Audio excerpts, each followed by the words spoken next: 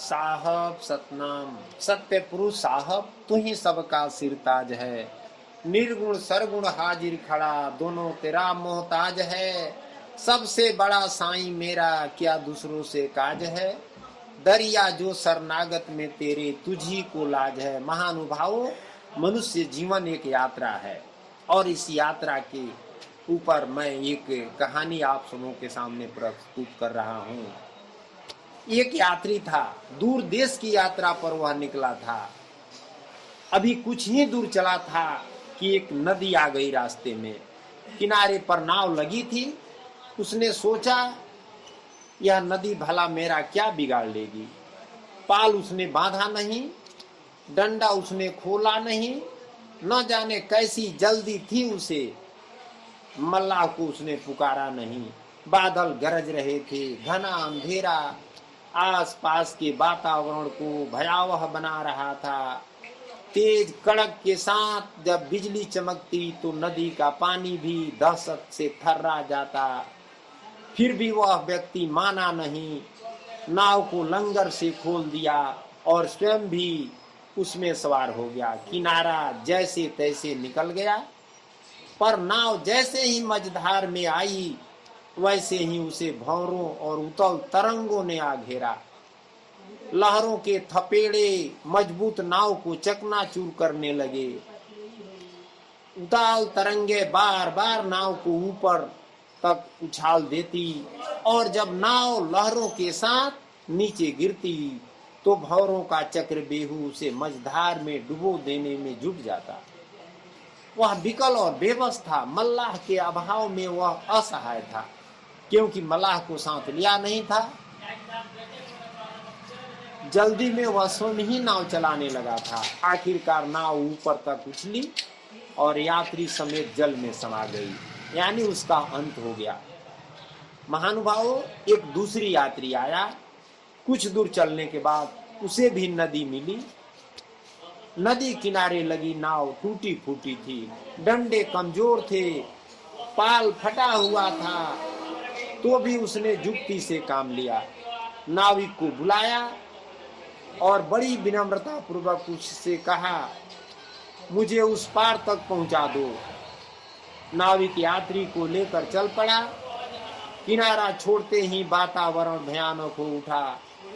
आसपास के सूरज को बादलों ने ढक लिया। भयानक गरज के साथ मूसलाधार बारिश होने लगी। रह रह कर जब बिजली कड़कती तो यात्री का हृदय सूखे पत्ते की तरह कांप उठता। नाविक हर बार व्याकुल और भयभीत यात्री के मन को सांत्वना देता। वह हर बार नाव को बचा लेता और यात्री के मनोबल को टूटने नहीं देता। लहरों ने संघर्ष किया, तूफान टकराए, हवा ने पूरी ताकत लगाकर नाव को भटकने का प्रयत्न किया, पर नाविक एक एक को संभालता हुआ यात्री को सकुशल दूसरे पार तक ले गया, नाव को भटकने नहीं दिया। महानुभावों, सद्गुरु कहते हैं मनुष्य जीवन भी एक यात्रा है, जिसमें पल पल पग पर कठिनाइयों के महासागर पार करने पड़ते हैं।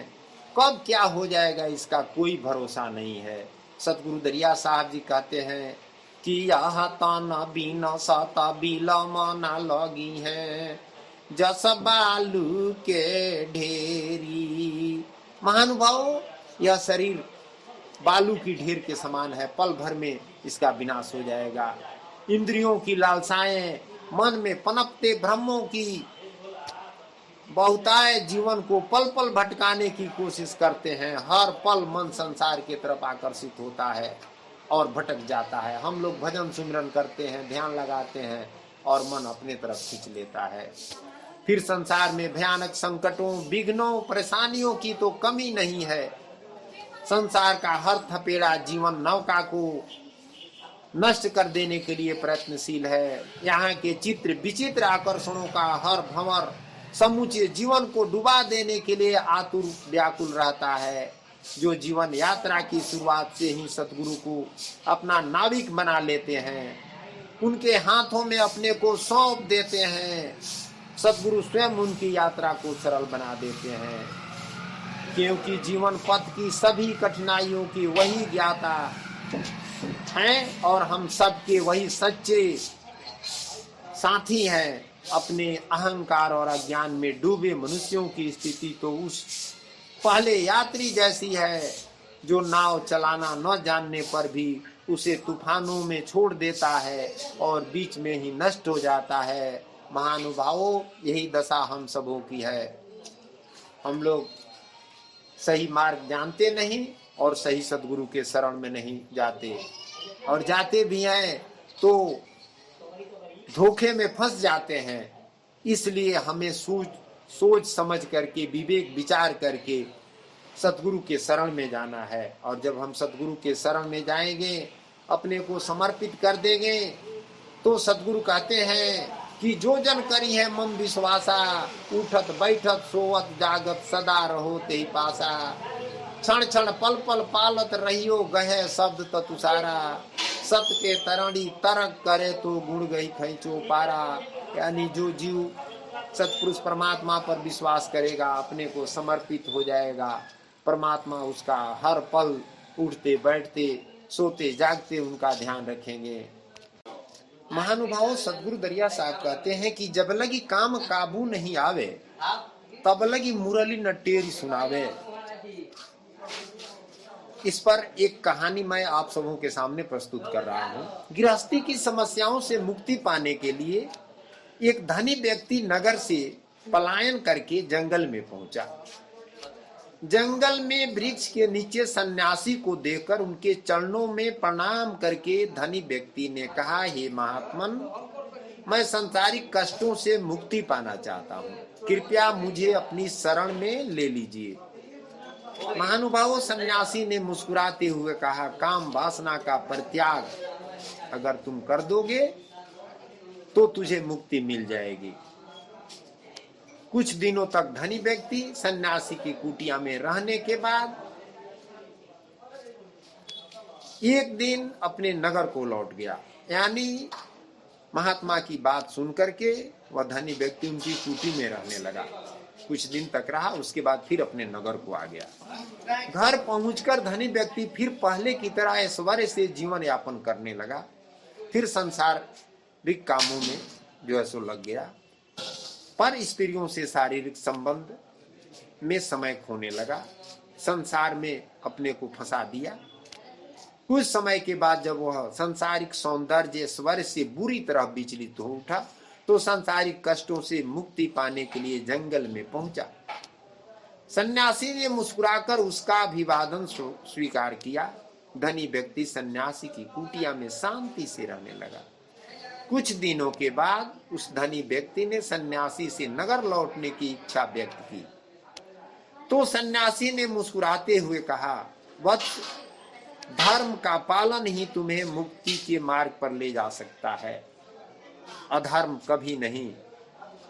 सांसारिक सुखों को अपने मस्तिष्क से निष्कासित नहीं कर पाने के कारण तुम इधर उधर भटक रहे हो। यानी महानुभावों, यह मन सांसारिक सुख में लगा है। जब तक सांसारिक सुख में रहेगा तब तक इसे मुक्ति नहीं मिलेगी। सतगुरु दरिया साहब जी कहते हैं कि विषयान में सुख सपने हो नहीं, केवल मात्र दुराशा, मधुप करत घर कोरी काठ में बंधत कमल के पासा।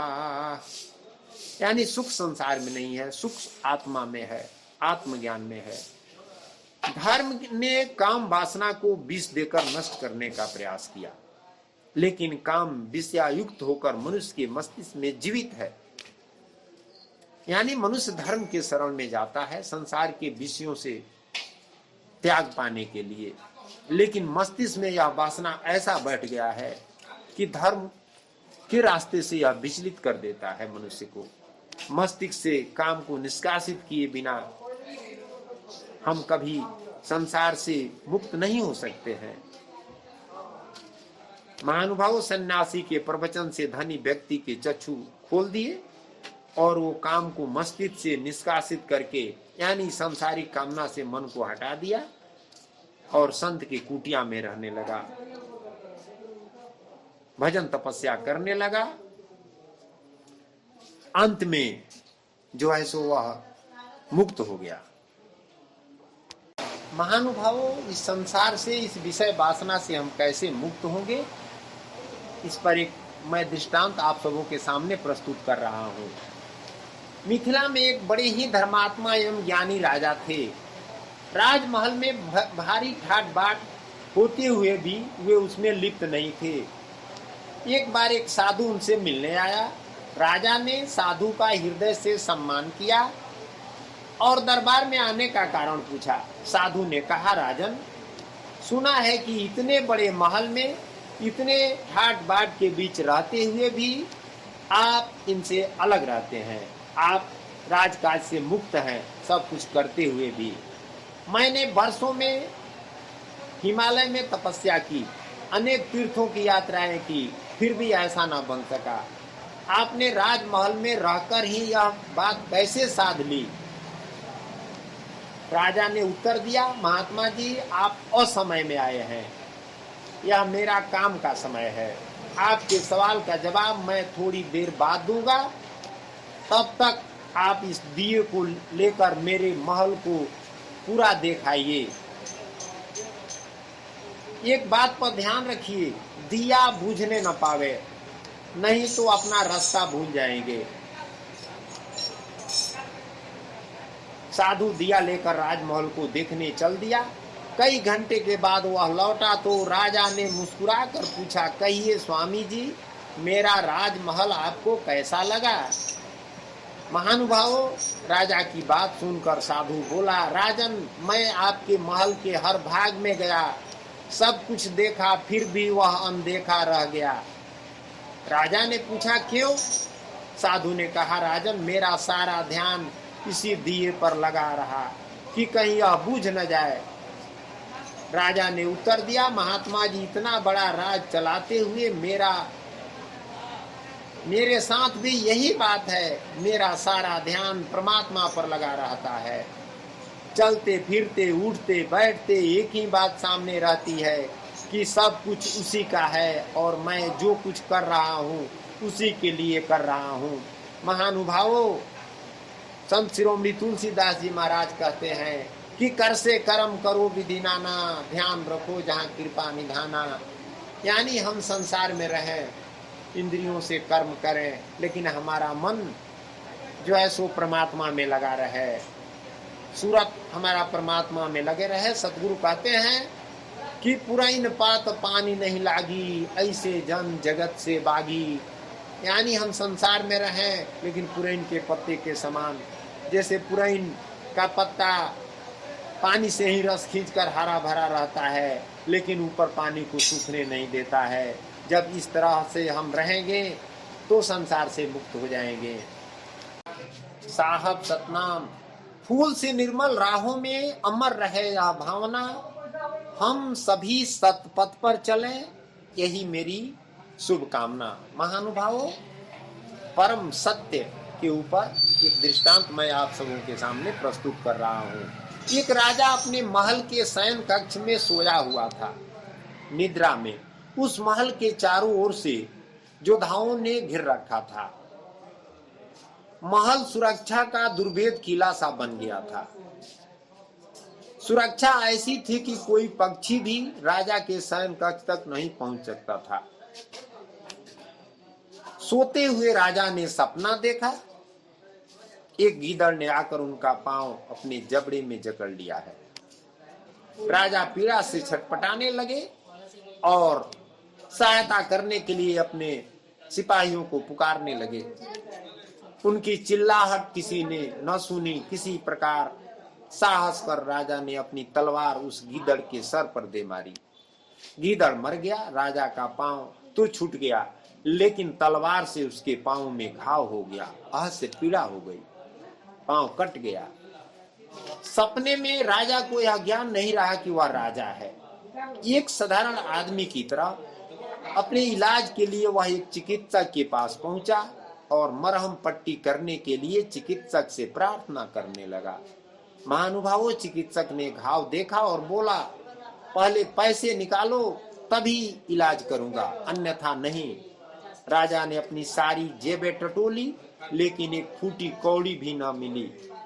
जेबें टटोलते समय राजा ने देखा उसके सब कपड़े भी फटे चिथड़े हैं।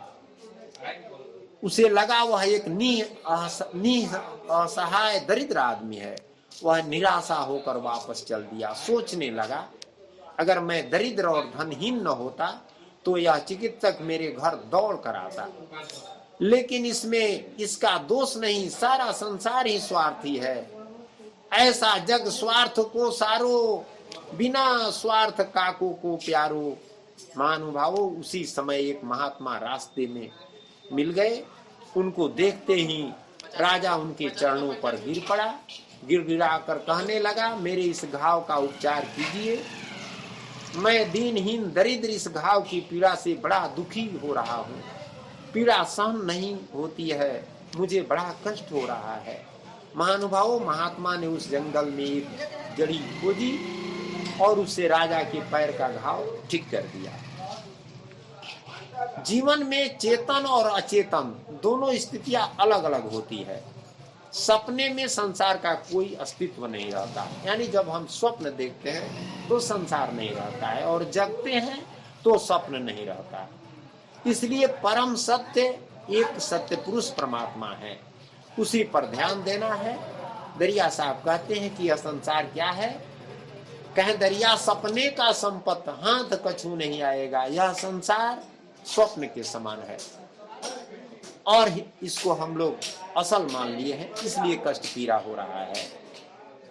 इस पर रविंद्रनाथ ठाकुर कहे हैं, परमेश्वर साथियों को खोजता है और प्रेम के अधिकार का दावा करता है। शैतान दासों को खोजता है और आज्ञा पालन के अधिकार का दावा करता है।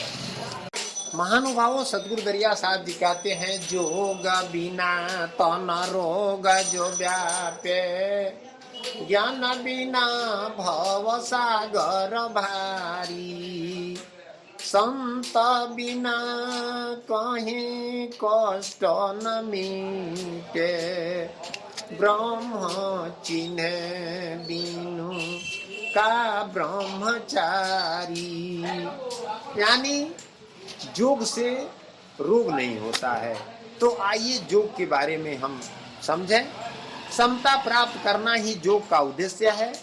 मन, बुद्धि और चित्त की समवृत्ति हो गई तो उसको समाधि कहते हैं। इंद्रियों की समवृत्ति को संयम कहते हैं। शरीर की समपुष्टता को भी समत्व कहते हैं। शरीर से लेकर आत्मा तक एक समान करना योग को अभीष्ट है। योग के 8 अंग ऋषियों ने बताए हैं।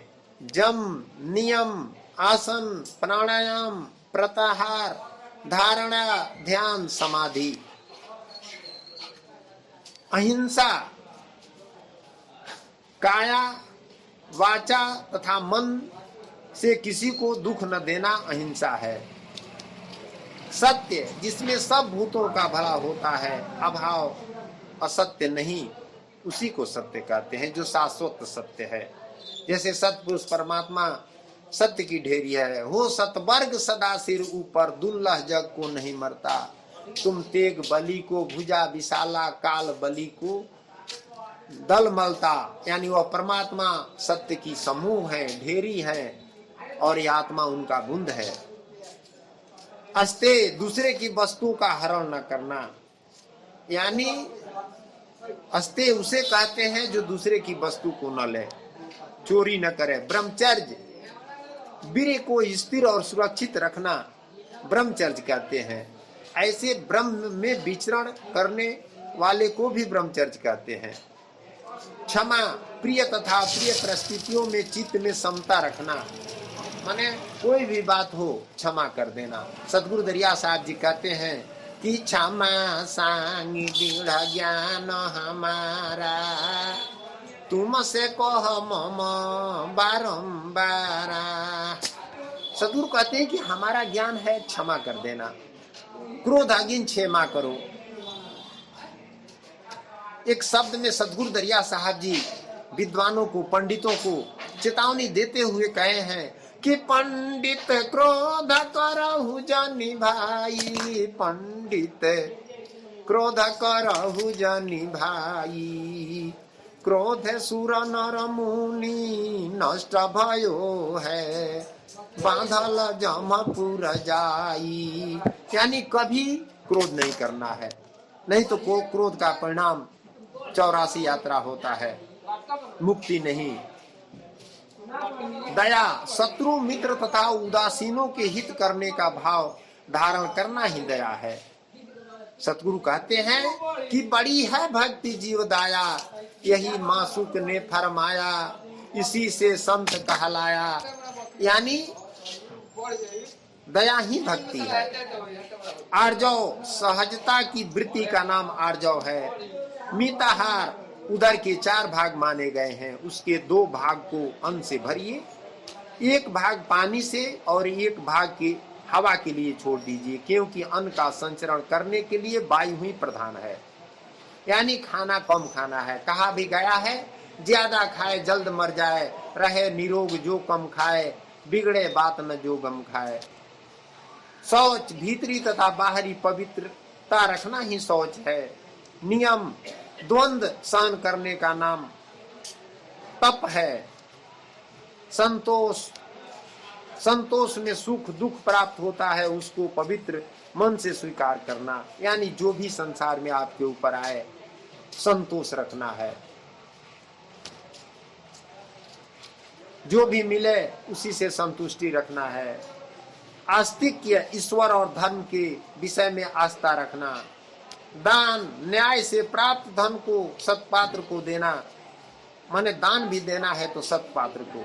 दरिया साहब जी कहे हैं कि जो कोई आत्म पहुँचे आई, भाव से भोजन दीह कराई। जो भी आ जाए उसको तो भोजन करा देना है, लेकिन कुछ देना है तो सुपात्र को दीजिए, नहीं तो कुपात्र को दीजिएगा और आपका पैसा गलत जगह लगाएगा तो उसका जो दुष्परिणाम होगा आपके ऊपर आएगा। सिद्धांत श्रवण, धार्मिक साहित्य का अध्ययन और उपदेश श्रवण ही अपने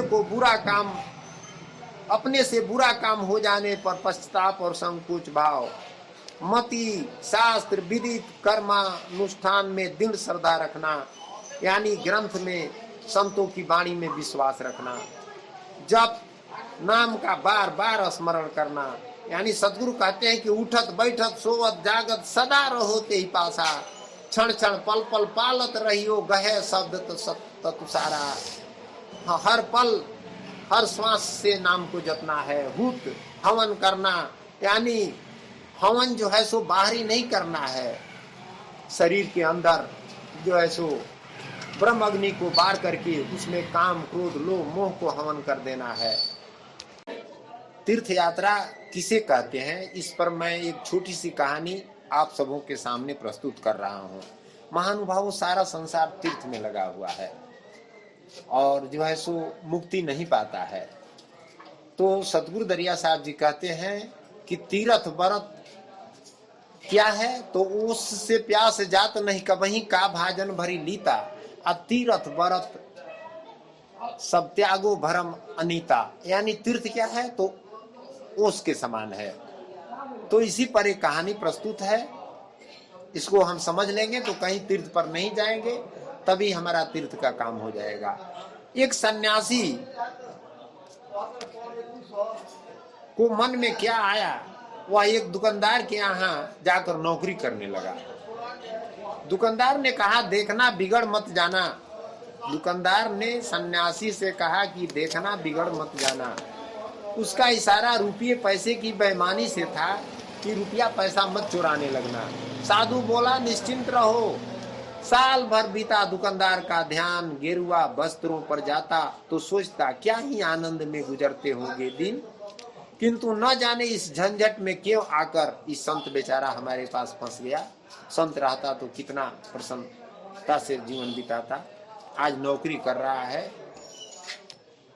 जब थोड़ी पूंजी एकत्रित हो गई तो एक दिन साधु बोला, मेरा मन तीर्थ यात्रा पर जाने को करता है, क्या आप भी चलेंगे? व्यवसायी से ही बात संत बोले।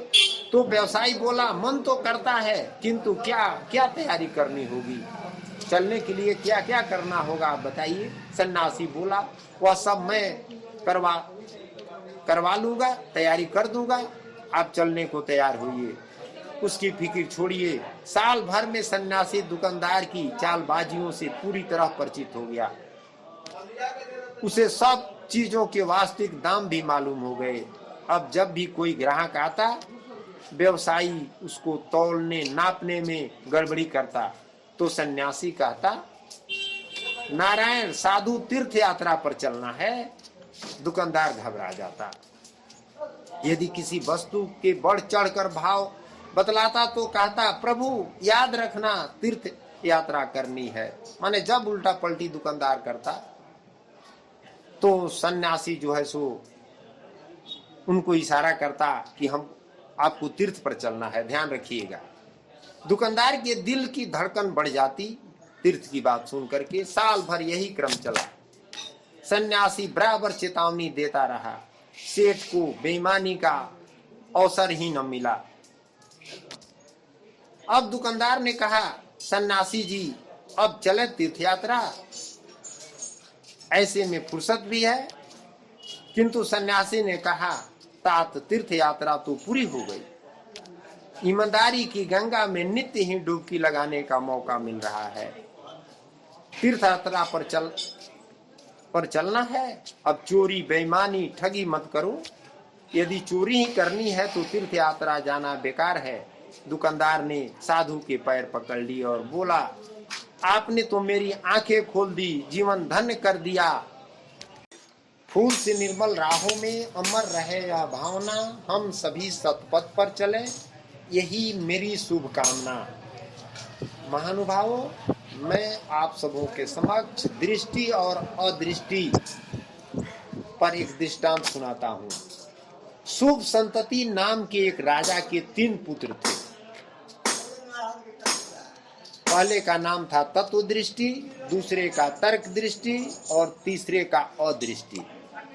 राजा शुभ संतति 60 की उम्र पार कर चुके थे। उनके मन में विचार आया कि राजपाट का झंझट छोड़कर शेष जीवन परमात्मा भक्ति में बिताया जाए, आत्म साक्षात्कार किया जाए जिससे मोक्ष प्राप्त हो सके। यानी आत्मा का दर्शन जब हम करेंगे तभी हमें परमात्मा का दर्शन मिलेगा। राजा ने अपने 3 पुत्रों को बुलाकर कहा कि अब आप लोग राजपाट संभालिए, मैं भगवत प्राप्त करने के लिए ध्यान लगाने जा रहा हूं, राज का त्याग कर रहा हूं। राजा यह प्रस्ताव अपने 3 पुत्रों के समक्ष रखे। राजा के प्रस्ताव का उत्तर देते हुए तत्व दृष्टि ने कहा हम 3 भाई आपस में मंत्रणा कर आपको कल अपना विचार बता देंगे कि कौन राजा बनेगा। 3 राजकुमार चले गए। महानुभावों, रात को तीनों बैठकर आपस में प्रेम पूर्वक विचार करने लगे। तत्व दृष्टि ने कहा भाइयों, राजपाट में क्या है, अहंकार का बोध। मैं अहंकार से नाता नहीं जोड़ना चाहता, इसलिए मेरे लिए राजपाट का कोई महत्व नहीं है। उसके बाद दूसरा भाई तर्क दृष्टि ने कहा आखिर राजपाट तो किसी को संभालना ही पड़ेगा, इस पर हमारा ही अधिकार है।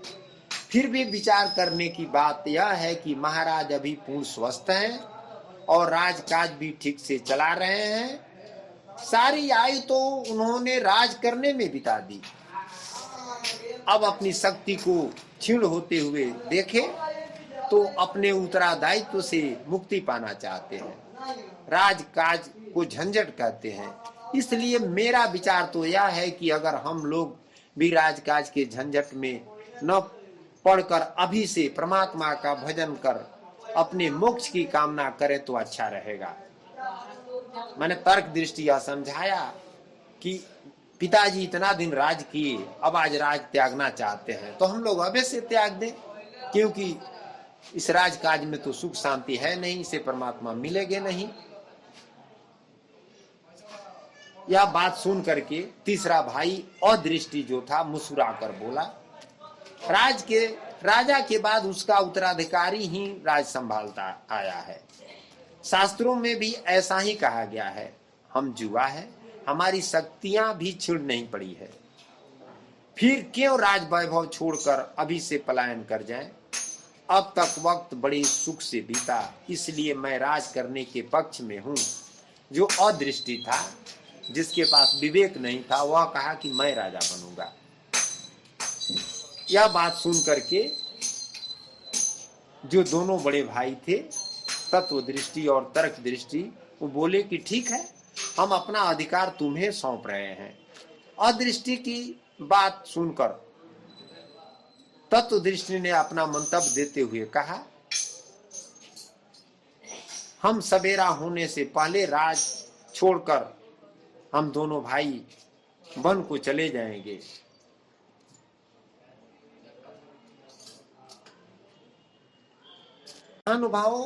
महानुभावों तर्क दृष्टि और तत्व दृष्टि दोनों एक मत होकर कहे अदृष्टि से कि हम दोनों भाई होत सुबह राज छोड़ करके और जंगल को चले जाएंगे। तुम सुख से राज वैभव भोगो और खुश रहो। दूसरे दिन प्रातः काल तत्व दृष्टि और तर्क दृष्टि राज छोड़कर चले गए। राजा शुभ संतति अदृष्टि को राज सिंहासन सौंपकर भगवत भजन और मोक्ष प्राप्त करने की कामना से वन के लिए प्रस्थान कर गए। महानुभावों, हम लोगों को भी तत्व दृष्टि और तर्क दृष्टि ही अपना बनाकर रखना चाहिए, तभी हम मुक्त हो सकते हैं। धर्म क्या है? ऋग्वेद के अनुसार जिसे हम धारण करते हैं वह धर्म है। सधार्यति धर्मेण निर्विवाद रूप से कहा जा सकता है कि धर्म एक व्यक्ति की धारणा से संबंधित है। इस अर्थ में धर्म निजी धारणा है, व्यक्ति की अपनी वैचारिक मान्यता है। थोड़े व्यापक अर्थ में लें तो हमने जिस जीवन परिवेश समाज को धारण कर रखा है वह भी धर्म ही है। हमारे आसपास जो हवा पानी भूमि वन वनस्पति समाज पशु पक्षी हैं, वह सब पर्यावरण के रूप में हमारा धर्म है। अपने निजी धर्म पालन के लिए यदि हम अपने पर्यावरण को नुकसान पहुंचाते हैं तो यह धर्म है। जरा सोचे, धर्म पालन श्रद्धा भक्ति पूजा पाठ व्रत उपवास भजन कीर्तन के लिए हम कहीं पर्यावरण को प्रदूषित तो नहीं कर रहे हैं। महानुभावों, सुंदर सुंदर बहुरंगी फूलों को बेदर्दी से तोड़कर पाषाण मूर्तियों पर सर से पांव तक चढ़ाना, ईश्वर पूजा के नाम पर जीव हत्या करना। फूलों में प्राण है, वे संवेदनशील होते हैं। फूलों को अपना प्राकृतिक धर्म है वायु को शुद्ध करना। वृक्षों का धर्म है प्रदूषण नियंत्रण। पेड़ हमारे जीवन दाता और हितैषी हैं, वे शुद्ध प्राण वायु ऑक्सीजन छोड़ते हैं और कार्बन डाइऑक्साइड सोखते हैं। भला पेड़ पौधे फूलों को इतनी तादाद में तोड़कर पूजा स्वागत सम्मान अभिनंदन और अपनी रूप सज्जा के लिए उनका गलत तरीके से इस्तेमाल करना धर्म का काम है या अधर्म का? एक दो फूल से ही क्या हम अपनी श्रद्धा भक्ति का धर्म नहीं निभा सकते? पर्व त्योहारों पर तेज आवाज में स्पीकरों से गाने आरती भजन कीर्तन बजाकर हम अपने धार्मिक और श्रद्धालु होने का दिखावा खूब बढ़ चढ़कर करते हैं। महानुभावों, इन दिनों फिल्मी धुनों गानों की धुनों पर कीर्तन भजन गाए बजाए जाते हैं। मानस गायन के धार्मिक आयोजन और महिलाओं की भजन मंडलियां फिल्मी धुनों की ही नकल करती है। इनसे अपेक्षित भावनात्मक श्रद्धा भक्ति या मानसिक शांति तो नहीं मिलती है। हमारी कुतिशत कामनाओं की पूर्ति अवश्य होती है। नवरात्रि के अवसर पर ही विद्यार्थियों की परीक्षाएं होती है। ऐसे समय में हम अपने विद्यार्थियों का कितना नुकसान करते हैं। वह से ज्यादा कौन समझ सकता है। धर्म के नाम पर फिल्मी धुनों का शोर मचाना, ध्वनि प्रदूषण नियंत्रण की अवमानना धड़ल्ले से की जाती है। सामाजिक परिवेश में ही नहीं, अपने घरेलू परिवेश और दिनचर्या में भी हम पूजा पाठ के नाम पर किस तरह प्रदूषण फैलाते हैं, यह भी काबिले गैर है।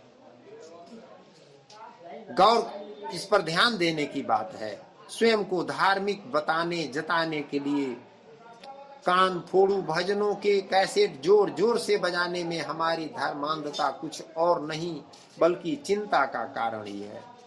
व्रत उपवास के लिए कम उम्र के बच्चों को प्रोत्साहित करते हुए हम भूल जाते हैं कि भूख पर बेवजह नियंत्रण कितना हानिकारक हो सकता है।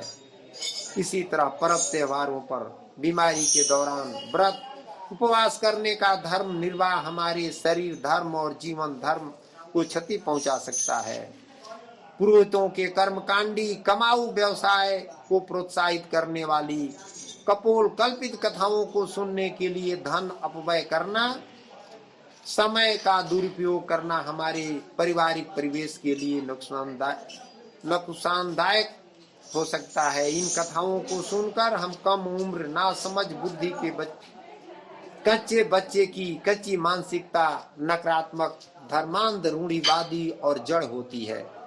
आज हमारे पारिवारिक परिवेश में टीवी की दखल अंदाजगी ऐच्छिक या अनैच्छिक रूप से हो चुकी है।